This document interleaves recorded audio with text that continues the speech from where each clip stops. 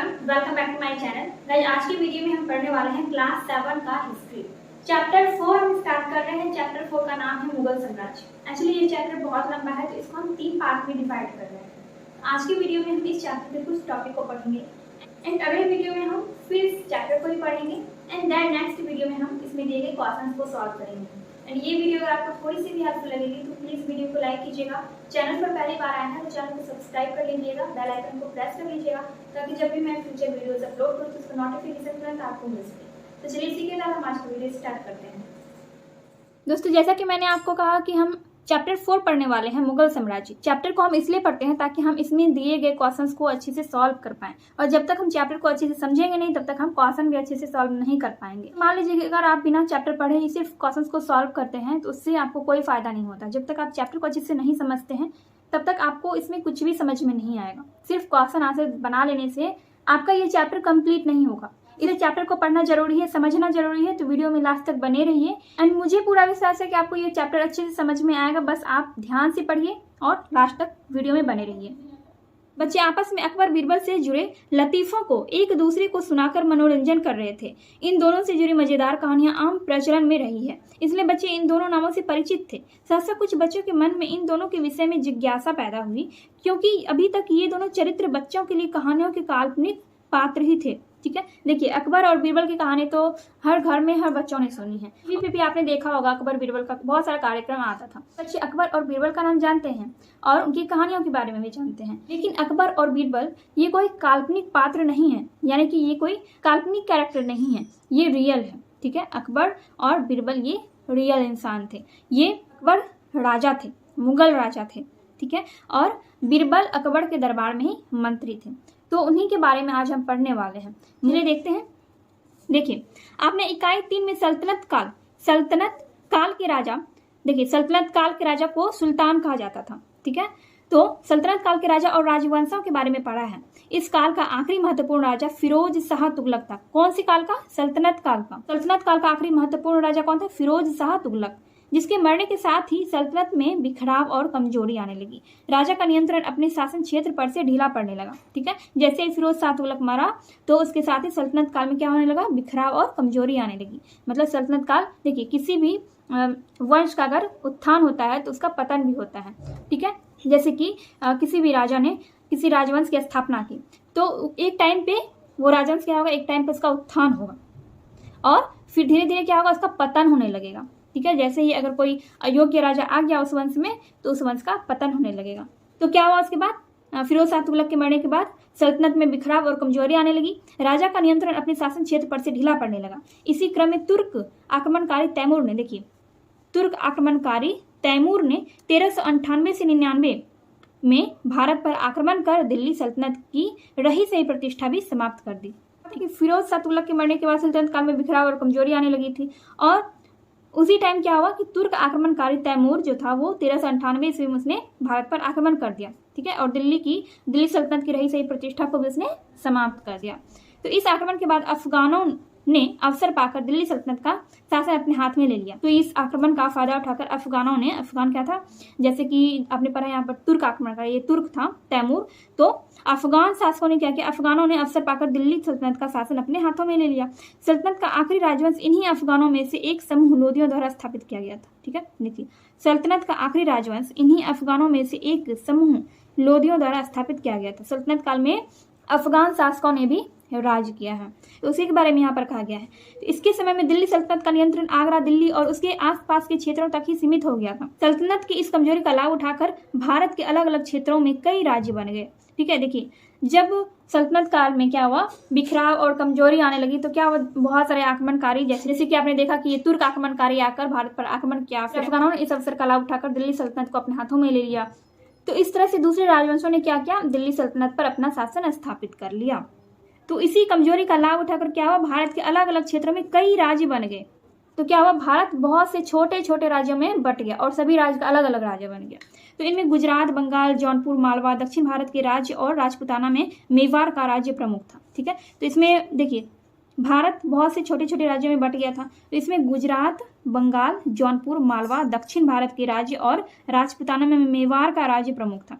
ये सभी राज्य आपस में लड़ते रहते थे। इनमें सबों की इच्छा दिल्ली पर अधिकार करने की थी, क्योंकि वह अभी भी राजनीतिक शक्ति और प्रतिष्ठा का प्रतीक था।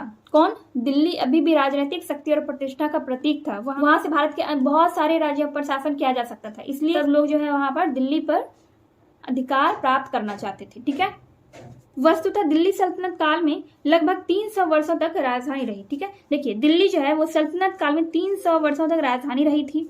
यहाँ से भारतवर्ष के अधिकांश हिस्से पर शासन किया जाता था। ठीक है, इसलिए सब लोग दिल्ली पर शासन करना चाहते थे, दिल्ली पर अधिकार करना चाहते थे। तो इसलिए यह शहर एक तरह से भारत का सबसे महत्वपूर्ण शहर था। कौन? दिल्ली भारत का सबसे महत्वपूर्ण शहर था, क्योंकि वहां से दिल्ली से भारतवर्ष के अधिकांश हिस्से पर शासन किया जाता था, इसलिए दिल्ली भारत का सबसे महत्वपूर्ण शहर था। तो इन छोटे राज्यों में ही बिहार में नुहानी अफगानों का शासन था। ठीक है, इन छोटे राज्यों में ही बिहार में नुहानी अफगान का शासन था। इस राज्य का अधीन फरीद या शेर खां का सासाराम पर नियंत्रण था। शेर खां व्यक्ति का नाम है, नुहानी अफगान किसी राजवंश का नाम है। ठीक है, तो वह अपनी योग्यता के बदौलत नुहानी राजाओं के काफी करीब आ गया था। तो शेर खां अपनी योग्यता के बदौलत नुहानी राजाओं के काफी करीब आ गया। धीरे धीरे शेर खां ने बिहार में अपने को प्रभावी बनाया और आगे नुहानी शासकों के स्थान पर स्वयं बिहार का शासक बन गया। देखिए तो क्या हुआ, धीरे धीरे शेर खां ने अपनी शक्ति बढ़ाई। ठीक है, धीरे धीरे अपने आप को उसने प्रभावी बनाया और नुहानी शासकों के स्थान पर वह स्वयं बिहार का शासक बन गया। ठीक है, पहले बिहार में नुहानी अफगानों का शासक था, लेकिन शेर खां ने धीरे धीरे अपने आप को प्रभावी बनाया और स्वयं वह बिहार का शासक बन गया। इसके बाद है कि बिहार के इस बदलाव से पड़ोसी बंगाल के अफगान शासकों के साथ शेर खां की संघर्ष की स्थिति बन गई। ठीक है, जब शेर खां ने अपने आप को प्रभावशाली बनाया और वह बिहार का शासक बन गया, तो इस बदलाव से पड़ोसी बंगाल के जो अफगान शासक थे उन्होंने शेर खां के साथ संघर्ष की स्थिति बनाई। मतलब अब वो उससे युद्ध करना चाहता था। बंगाल के शासक शेर खां के इस बढ़ते प्रभाव से चिंतित थे। शेर खां की शक्ति दिन ब दिन बढ़ रही थी, इसलिए बंगाल के शासक उसके बढ़ते हुए प्रभाव से चिंतित हो रहे थे। 1538 ईस्वी में दोनों के बीच युद्ध हुआ। किनके बीच? बंगाल के शासक और शेर खां के बीच 1538 ईस्वी में युद्ध हुआ। इसमें शेर खां की जीत हुई। ठीक है, इस युद्ध में शेर खां की जीत हुई। इसके साथ ही वह भारत का सबसे शक्तिशाली अफगान शासक बन गया। जब इस युद्ध में शेर खां की जीत हुई तो इसके साथ ही वह भारत का सबसे शक्तिशाली अफगान शासक बन गया। कौन? शेर खां। ठीक है, लगभग इसी समय काबुल और कंधार के शासक बाबर के भारत पर आक्रमण हुए। ठीक है, देखिए बाबर जो था वो काबुल और कंधार के शासक थे। ठीक है, तो बाबर ने भारत पर उसी समय आक्रमण किया। तो बाबर स्वयं इस समय के हिंदुस्तान के विषय में अपनी आत्मकथा में लिखता है कि जब उसने हिंदुस्तान पर विजय प्राप्त की उस समय सारा हिंदुस्तान किसी एक शासन के अधीन नहीं था, अर्थात यहाँ अनेक छोटे छोटे राजा राज्य करते थे और उनमें से प्रत्येक अपने को सम्राट समझता था। ठीक है, तो यहाँ पर क्या क्या गया इसको समझिए। बाबर जो था, बाबर ने अपनी आत्मकथा में मतलब अपनी कहानी एक पुस्तक में लिखी, तो उसको क्या कहेंगे? आत्मकथा कहा जाता है। मतलब कोई अपने बारे में, अपने जीवन के बारे में पुस्तक में लिखता है तो उसको आत्मकथा कहा जाता है। तो बाबर ने क्या किया था, अपनी आत्मकथा में इस समय के हिंदुस्तान के बारे में लिखा था कि जब उसने हिंदुस्तान पर विजय प्राप्त की थी तो उस समय हिंदुस्तान जो है वो छोटे छोटे राज्यों में बटा हुआ था। मतलब वहां पर किसी एक शासक का शासन नहीं था। ठीक है, वहां अनेक छोटे छोटे राजा राज्य करते थे और उनमें से प्रत्येक राजा अपने आप को क्या समझते थे? सम्राट समझते थे। सम्राट का मतलब भी राजा ही होता है। तो आपने निरंतर भारत पर होने वाले विदेशी आक्रमणकारियों के विषय में पढ़ा है। वस्तुतः भारत पर बाहरी लोगों द्वारा आक्रमण हमेशा उत्तर पश्चिम सीमा से होता आया था, क्योंकि उस क्षेत्र को सुरक्षित रखने के लिए शासकों द्वारा कभी भी ध्यान नहीं दिया गया। जब आप इतिहास की किताब पढ़ेंगे तो उसमें आप देखेंगे कि भारत पर हमेशा कोई ना कोई विदेशी आक्रमण होता ही रहा था। तो इसका कारण यहाँ पर दिया गया। देखिए, वस्तुतः भारत पर बाहरी लोगों द्वारा आक्रमण हमेशा उत्तर पश्चिम सीमा से होता आया है, क्योंकि उधर मतलब उत्तर पश्चिम सीमा की तरफ राजाओं ने ध्यान नहीं दिया। ठीक है, यहाँ पर लिखा हुआ भी है उत्तर पश्चिम सीमा से होता आया था, क्योंकि उस क्षेत्र को सुरक्षित रखने के लिए शासकों द्वारा कभी भी ध्यान नहीं दिया गया। किसी भी शासक ने उत्तर पश्चिम सीमा की ओर ध्यान नहीं दिया, इसलिए जो भी आक्रमणकारी आते थे इसी तरफ से आते थे, उत्तर पश्चिमी सीमा तरफ से। ठीक है, तो बाबर भी उसी रास्ते से भारत आया। वह अपने छोटे राज्य को बढ़ाने और भारत की संपदा एवं धन दौलत के विषय में सुनकर आया था। ठीक है, तो बाबर काबुल और कंधार का शासक था, जो कि एक छोटा सा राज्य था। वह अपने छोटे से राज्य को बढ़ाना चाहता था और भारत की संपदा और धन दौलत के बारे में सुनकर वो भारत आया था। ठीक है, मतलब कि उसने सुना कि भारत में बहुत सारा धन दौलत है, वहां पर बहुत सारी संपदाएं हैं, तो इसलिए यही सब सुनकर वो भारत आया था और उसे अपने छोटे से राज्य को बड़ा भी करना था। इस वजह से बाबर भारत आया। अब यहाँ पर देखिए, यहाँ पर अब भारत में मुगल राज्य की नींव का मतलब क्या हुआ, यानी कि भारत में मुगल राज्य कैसे स्थापित हुआ, मुगलों ने किस तरह से अपना राज्य भारत में स्थापित किया।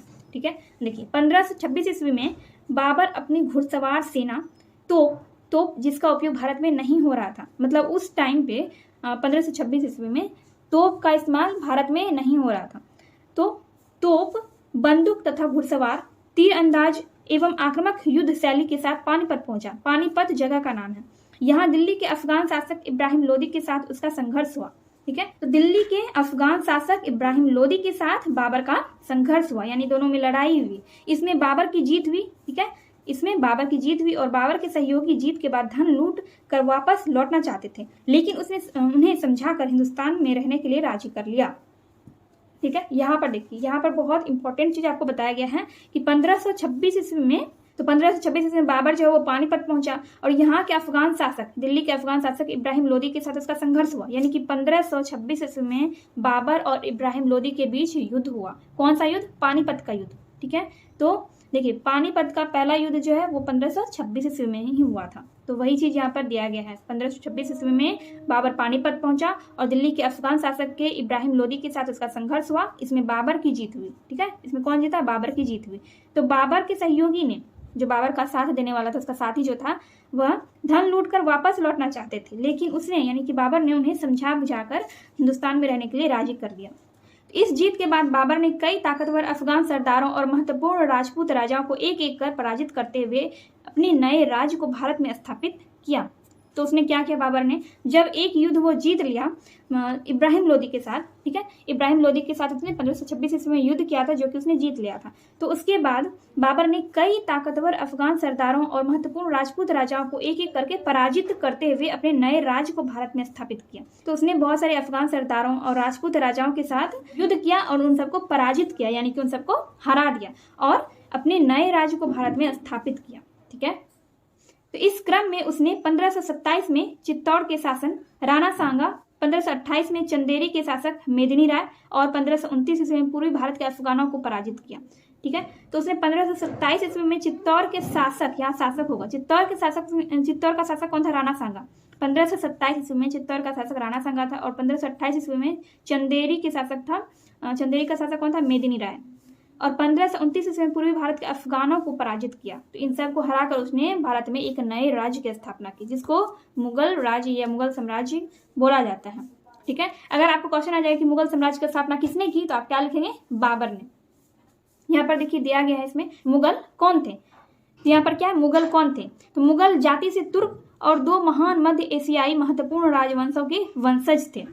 माता की ओर से मंगोल शासक चंगेज खां के उत्तराधिकारी, पिता की ओर से तैमूर के वंशज, लेकिन वे अपने को तैमूर के वंशज ही कहा करते थे, क्योंकि उनके महान पूर्वज तैमूर लंग ने 1398 में दिल्ली पर अधिकार किया था। ठीक है, तो मुगल कौन था? तुर्क और दो महान एशियाई महत्वपूर्ण राजवंशों का वंशज था, और वो माता की ओर से क्या था? मंगोल शासक चंगेज खां का उत्तराधिकारी, और पिता की ओर से कौन था? तैमूर का वंशज था। लेकिन वो अपने आप को क्या मानते थे? तैमूर के वंशज ही मानते थे, क्योंकि तैमूर ने 1398 में दिल्ली पर अधिकार कर लिया था। ये आपने यहाँ पर भी पढ़ा था। देखिए, तुर्क आक्रमणकारी तैमूर ने 1398 से 99 में भारत पर आक्रमण कर दिल्ली सल्तनत की रही सही प्रतिष्ठा भी समाप्त कर दी। तो 1398 ईस्वी में तैमूर ने भारत पर आक्रमण किया था। तो ये कौन थे? तैमूर बाबर के ही वंशज थे। ठीक है, चलिए आगे देखते हैं। अब देखिए यहाँ पर है शेर खां का मुगलों के साथ संबंध। शेर खां का मुगलों के साथ संबंध। शेर खां के बारे में आपने पढ़ा। शेर खां कौन था? बिहार का शासक था। उसने अपने आप को प्रभावशाली बनाकर बिहार का वो शासक बना। तो उसी शेर खां के बारे में हम पढ़ने वाले हैं। शेर खां और मुगलों का संबंध कैसा था, मतलब उन दोनों के बीच कैसा संबंध था। तो शेर खां के कुछ दिनों तक बाबर के अधीन मुगलों की सेवा में भी रहा। ठीक है, शेर खां कुछ दिनों तक बाबर के अधीन, बाबर के अंडर मुगलों की सेवा में भी रहा। बाबर कौन था? मुगल ही था। तो बाबर के अधीन वह कुछ दिनों तक रहा था। कौन? शेर खां। वहां उसने मुगलों के कार्यकलापों को बारीकी से देखा, जिससे उसे निराशा हुई। उसने इसके बाद अपना पूरा ध्यान बिहार में अपने शासन को मजबूत बनाने पर दिया। उसने यहाँ अपने को मजबूत बनाते हुए मुगल बादशाह से सीधी लड़ाई के लिए तैयारी भी की। शेर खां ने अपना पूरा ध्यान बिहार में अपने शासन को मजबूत बनाने पर दिया और उसने अपने को मजबूत बनाते हुए मुगल बादशाह से सीधी लड़ाई के लिए तैयारी भी की। ठीक है, हुमायूं तथा मुगल अफगान संघर्ष। हुमायूं, हुमायूं कौन था? बाबर का पुत्र, यानी कि बाबर का बेटा था हुमायूं। हुमायूं तथा मुगल अफगान संघर्ष। मुगल के बारे में भी आपने पढ़ा, मुगल राजवंश का संस्थापक कौन था? बाबर। और अफगानों के बारे में भी हमने पढ़ा। इन दोनों के बीच संघर्ष के बारे में हम इसमें पढ़ने वाले हैं। देखिए, बाबर अपने राज्य को बिना व्यवस्थित किए 1530 ईस्वी में मर गया। ठीक है, बाबर 1530 ईस्वी में मर गया बिना अपने राज्य को व्यवस्थित किए, मतलब वो अपने राज्य को व्यवस्थित नहीं कर सका था। उसका बड़ा लड़का हुमायूं बादशाह बना। बाबर का बड़ा लड़का था हुमायूं, यानी कि बड़ा बेटा हुमायूं था, जो कि बादशाह बना। उसको शुरू से ही भारत में शासन कर रहे राजवंशों के शक्तिशाली विरोध का सामना करना पड़ा। सबसे प्रबल विरोध अफगानों की तरफ से हुआ, क्योंकि अफगान उस समय भारत में सबसे शक्तिशाली थे। उनका शासन भारत के कई हिस्सों में फैला हुआ था। अफगान विरोध का केंद्र बिहार था। तो जब हुमायूं राजा बना तो उसको शुरू से ही भारत में क्या करना पड़ा? राजवंशों के शक्तिशाली विरोध का सामना करना पड़ा। सबसे प्रबल विरोध उस टाइम अफगानों की तरफ से हुआ, क्योंकि उस टाइम सबसे शक्तिशाली कौन था? अफगान ही था, क्योंकि अफगान का जो शासन था वो भारत के कई हिस्सों में फैला हुआ था। यहाँ शेर खां की लगातार प्रगति को देखकर हुमायूं ने सबसे पहले बंगाल को, जिस पर शेर खां का अधिकार हो गया था, जीतने का प्रयास किया। तो देखिए, हुमायूं ने क्या किया? शेर खां की प्रगति को देखकर हुमायूं ने सबसे पहले बंगाल को जीतने का उसने प्रयास किया, जिस पर पहले से ही शेर खां का नियंत्रण था, पहले से ही उसका अधिकार था। ठीक है, शेर खां ने पहले ही बंगाल पर अधिकार कर लिया था, तो उसी बंगाल को हुमायूं जीतना चाहता था। तो इसमें उसे सफलता भी मिली। किसको? हुमायूं को। हुमायूं को उसमें सफलता भी मिली। शेर खां ने हुमायूं के बंगाल अभियान को नहीं रोका। शेर खां ने हुमायूं को बंगाल को जीतने से नहीं रोका। मुगल बादशाह 8 महीनों तक वहां रहा। इस बीच शेर खां अपनी शक्ति को बढ़ाते हुए बिहार के अतिरिक्त चुनार, बनारस, जौनपुर, कन्नौज को अपने अधिकार में कर लिया। तो बिहार का जो भी क्षेत्र था, चुनार, बनारस, जौनपुर, इन सब पे उसने अधिकार कर लिया। तो इस तरह उसने हुमायूं के आगरा लौटने का मार्ग अवरुद्ध कर दिया। आगरा में हुमायूं के भाइयों द्वारा राज्य प्राप्त करने के प्रयास के कारण उसे वापस लौटना पड़ा। तो किसने हुमायूं के आगरा लौटने का मार्ग अवरुद्ध किया था? शेर खां ने, यानी कि शेर खां ने क्या किया था? हुमायूं के आगरा लौटने का मार्ग बंद कर दिया था। हुमायूं के भाइयों द्वारा, आगरा में हुमायूं के भाइयों द्वारा राज्य प्राप्त करने के प्रयास के कारण से वापस लौटना पड़ा। आगरा में हुमायूं के भाइयों ने राज्य प्राप्त करने का प्रयास किया, तो इसीलिए हुमायूं को वापस वहां जाना पड़ा। इसी क्रम में चौसा और कन्नौज नामक स्थानों पर हुमायूं और शेर खां के बीच लड़ाइयां हुई। ठीक है, तो इसी क्रम में जब वो आगरा जा रहा था हुमायूं, तो इसी क्रम में चौसा और कन्नौज नामक स्थानों पर हुमायूं और शेर खां के बीच लड़ाइयां हुई। इसमें शेर खां सफल रहा और इस प्रकार उसने भारत में एक बार फिर अफगान राज्य को स्थापित किया। ठीक है, तो जब शेर खां और हुमायूं के बीच लड़ाइयां हुई तो इसमें शेर खां जीत गया। भारत में एक बार फिर से अफगान राज्य स्थापित हो गया। तो मुगल अफगान संघर्ष के इस दौर में अफगानों की जीत का पूरा श्रेय शेर खां के सफल कूटनीति को जाता है। देखिए, यहाँ पर शेर खां का चित्र भी दिया गया है। तो मुगल अफगान संघर्ष के इस दौर में अफगानों की जीत का पूरा श्रेय किसको जाता है? शेर खां की सफल कूटनीति को। मतलब वो बहुत ही उसकी कूटनीति के चलते ही वह जीत हासिल कर सका। शेर शाह का शासन। शेर शाह, देखिए, शेर शाह शेर खां को ही कहा जाता है। देखिए, शेर खां ने राजा बनने के बाद शेर शाह की उपाधि धारण की। शेर खां जब राजा बना तो उसने अपने आप को शेर शाह की उपाधि से धारण कर लिया। उसने अपने पूरे राज्य में कानून और व्यवस्था स्थापित की, क्योंकि मुगल और अफगान संघर्ष के कारण भारत का एक बड़ा क्षेत्र प्रशासनिक रूप से अस्थिर हो गया था। मुगल और अफगान संघर्ष के कारण भारत क्या हो गया था? भारत का प्रशासनिक रूप जो था वो बिखर गया था। तो उसने स्थानीय जमींदारों से वसूल की गई लगान को भी सख्ती से प्राप्त किया। जमींदारों को किसानों से निर्धारित दर से अधिक लगान नहीं वसूलने की आज्ञा दी। ठीक है, तो उसने क्या किया? वहां के जमींदारों से वसूल की गई लगान को भी सख्ती से प्राप्त किया, उसको लिया।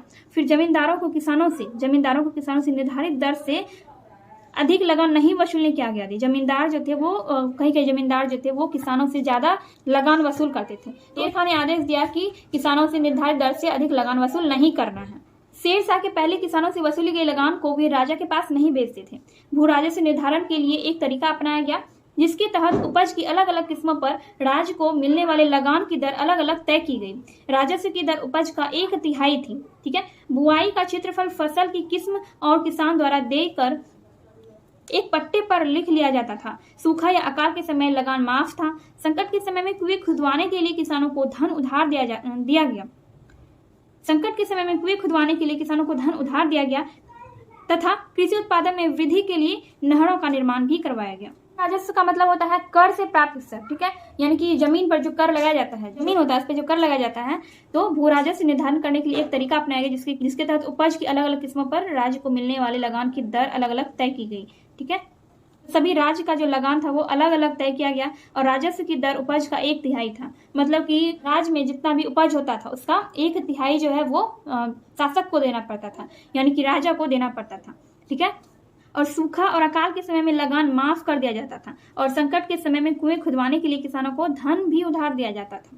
ठीक है। कृषि उत्पादन में वृद्धि के लिए नहरों का निर्माण भी करवाया गया था। कृषि उत्पादन में वृद्धि हो इसलिए नहरों का निर्माण उस टाइम करवाया गया था। तो ये सब काम किसने किया था? शेरशाह ने किया था, यानी कि शेर खां ने किया था। ठीक है। शेरशाह और शेर खां एक ही है, शेर खां का नाम ही शेरशाह है। तो शेरशाह ने व्यापार के विकास पर भी पूरा ध्यान दिया। व्यापारियों से अच्छा व्यवहार करने का सख्त आदेश उसने अपने अधिकारियों को दिया। उसने अपने अधिकारियों से सभी व्यापारियों के साथ अच्छा व्यवहार करने को कहा। व्यापारियों से पूरे राज्य में मात्र 2 ही जगह कर लिया जाता था। चूंकि शेरशाह को अपने नए राज्य को मजबूत करने के लिए पैसों की जरूरत थी, व्यापार से आय हो सकता था, इसलिए उसने व्यापार की उन्नति पर पूरा ध्यान दिया। ठीक है। व्यापारियों से सिर्फ 2 जगह ही कर लिया जाता था। ठीक है। क्योंकि शेरशाह को अपने राज्य को मजबूत करना था, जिसके लिए इसको पैसों की जरूरत थी, तो वो जानता था कि व्यापार से लाभ हो सकता है, तो इसलिए उसने व्यापार को उन्नत बनाने की ओर पूरा ध्यान दिया।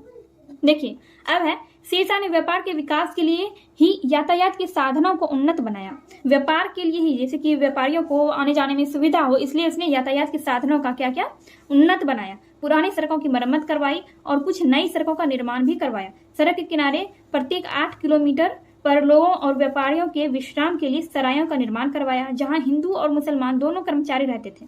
सरायों का निर्माण करवाया, मतलब व्यक्तियों को ठहरने के लिए और व्यापारियों को ठहरने के लिए सरायों का निर्माण करवाया गया, जहां पर हिंदू और मुसलमान दोनों धर्म के कर्मचारी सराय में रहते थे, काम करते थे। और व्यापार का विकास हो सके, इसके लिए व्यापारियों से लिए जाने वाले कर को फिर से तय किया गया। सरायों के आसपास गांवों या छोटे शहरों को बसाया गया। आज भी आपको कई गांवों एवं शहरों के नाम में सराय मिल जाएगा, जैसे कि मुगल सराय, दलसिंह सराय, बेगूसराय इत्यादि। ठीक है। तो सरायों के आसपास क्या किया गया? गांवों और छोटे शहरों को बसाया गया। तो यहाँ पर कह रहा है कि आपको अभी भी गांवों और शहरों के नाम में सराय मिल जाएगा। जैसे आपने मुगल सराय का नाम सुना होगा, दलसिंह सराय का नाम सुना होगा, बेगूसराय, तो ये सब क्या है? उसी टाइम का ये सराय के आसपास बसे हुए गाँव या शहर है। बात है कि दैनिक प्रशासन की व्यवस्था में शेरशाह ने सल्तनत काल में प्रचलित व्यवस्था को ही बनाए रखा। इसके विषय में आप अध्याय 3 में पढ़े होंगे। शेरशाह ने केवल उसे प्रभावी बनाया। इस प्रकार यह कहना सही होगा कि शेरशाह का शासनकाल मात्र 5 वर्षों का रहा। उसके मरने के बाद ही उसका राज्य भी ज्यादा दिन तक नहीं चल सका। उसके उत्तराधिकारी शेरशाह की व्यवस्था को संभाल नहीं सके। फिर भी कम समय में ही उसने जो कार्य किए तथा जनता पर जितना प्रभाव इन कार्यों का हुआ, वह इतिहास में शेरशाह और उसके अफगान राज्य को महत्वपूर्ण स्थान दिलाता है। ठीक है। और स्मरणीय है कि इस पूरी प्रक्रिया में बिहार की भूमिका निर्णायक है, क्योंकि शेरशाह प्रशासनिक सुधारों की प्रयोगशाला बिहार ही था। शेरशाह की प्रशासनिक सुधारों की प्रयोगशाला कहाँ था? बिहार में था। यहाँ पर देखिए, यहाँ पर कह रहा है कि दैनिक प्रशासन की व्यवस्था में शेरशाह ने सल्तनत काल में प्रचलित व्यवस्था को ही बनाए रखा। उसने सल्तनत काल के ही प्रशासनिक व्यवस्था को बनाए रखा, सिर्फ उसको उसने प्रभावी बनाया और उसमें सुधार किए तो उसको प्रभावी बनाया। और शेरशाह का शासन काल जो था वो मात्र 5 वर्षों का था और उसके मरने के बाद उसका राज्य ज्यादा दिन तक नहीं टिक पाया, मतलब उसके राज्य का पतन हो गया।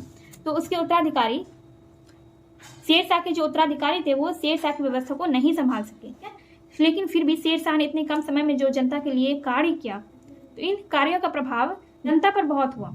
तो शेरशाह के कार्यों का प्रभाव जो हुआ, इसे शेरशाह और उसके अफगान राज्य को महत्वपूर्ण स्थान दिलाता है। इन्हीं कामों की वजह से उसे शेरशाह का नाम प्रचलित है और उसके अफगान राज्य का भी नाम प्रचलित है। और इस पूरी प्रक्रिया में बिहार का भी भूमिका बहुत महत्वपूर्ण है, बहुत निर्णायक भूमिका है, क्योंकि शेरशाह की प्रशासनिक सुधारों की प्रयोगशाला कहाँ थी? बिहार ही थी। ठीक है। अभी हमने शेरशाह के शासन तक पढ़ा, पेज नंबर 64 का। नेक्स्ट वीडियो में हम इस टॉपिक से पढ़ेंगे बादशाह अकबर और मुगल राज का मजबूत होना। ठीक है। आई होप आपको यहाँ तक जो मैंने आपको बताया आपको अच्छे से समझ में आया होगा। अगर आपको फिर भी कोई डाउट रहता है तो आप कमेंट सेक्शन में कमेंट करके पूछ सकते हैं। एंड ये वीडियो अगर आपको थोड़ी सी भी हेल्पफुल लगी हो तो प्लीज वीडियो को लाइक कीजिए, कमेंट कीजिए एंड अपने दोस्तों के साथ वीडियो को शेयर कीजिए। इसलिए मिलते हैं नेक्स्ट वीडियो में।